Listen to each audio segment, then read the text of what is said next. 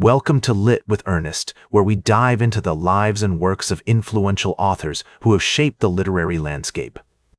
Born on August 7, 1924, in Harlem, New York, James Baldwin grew up in a world marked by poverty, racism, and violence. His early life was shaped by the harsh realities of being a black man in America, experiences that would later inform his writing and fuel his passion for social change. Baldwin's mother, Emma Burtis Jones, played a pivotal role in his development as a writer, encouraging his love of literature and nurturing his creative spirit. As a young boy, Baldwin found solace in the written word, devouring books from the local library and teaching himself to write. He attended DeWitt Clinton High School, where he began to develop his writing skills under the guidance of teacher Harold Franklin. It was during this period that Baldwin discovered the works of authors like Richard Wright and Langston Hughes, whose writings would later influence his own unique voice.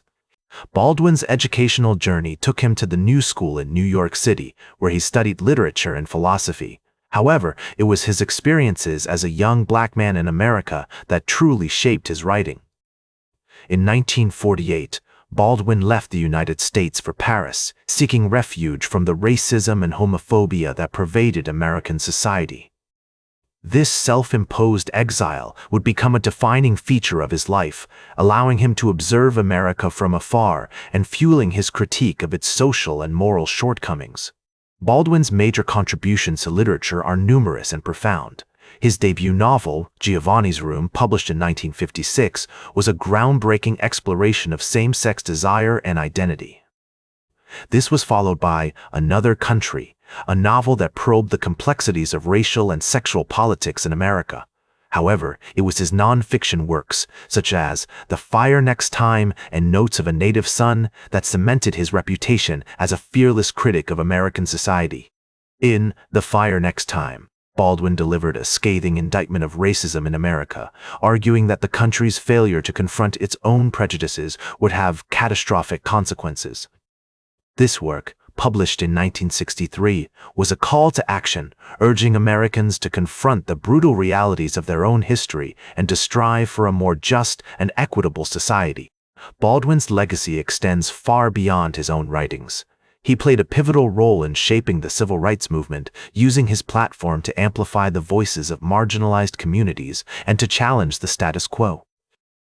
His influence can be seen in the work of authors like Toni Morrison, Alice Walker, and Ta-Nehisi, who have followed in his footsteps to explore themes of identity, power, and social justice. Despite the many accolades he received during his lifetime, Baldwin's work was not without its criticisms. Some argued that his writing was too focused on issues of race, while others saw him as a traitor for his critiques of American society. Today, James Baldwin's work remains more relevant than ever. His willingness to confront his own demons and share his story with the world is a powerful testament to the human spirit, a reminder that even in the darkest moments, there is always hope for redemption and transformation. In conclusion, James Baldwin's legacy is a complex and multifaceted one, reflecting both the triumphs and the tragedies of his life.